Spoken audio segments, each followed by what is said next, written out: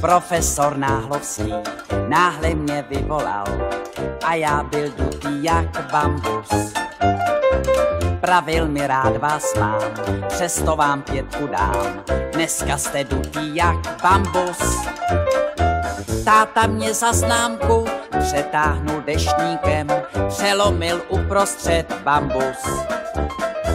Pak mi řekl: Viktore, všechno ti odpustím, nový, když se ženeš bambus. Ráno běžím do obchodu, šicí stroje bambus. Vejdu dovnitř, otážu se, máte paní bambus? Paní mě odbyla: vážený příteli, půl roku nemáme bambus.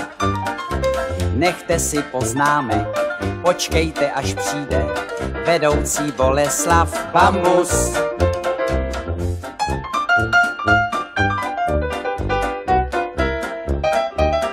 Bambus!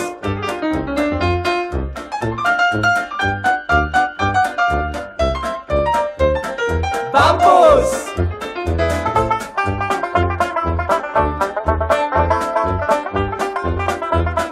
Bambus!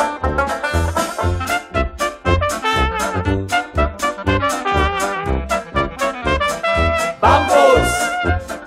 Když se vrátil ze svačiny vedoucí pan bambus, prodavačce dosvědčil, že nechodí jim bambus. A tak jsem tátovi koupil 2 hérinky, když už jsem neměl ten bambus. Táta si pochutnal a pak mi odpustil, že jsem byl dutý jak bambus.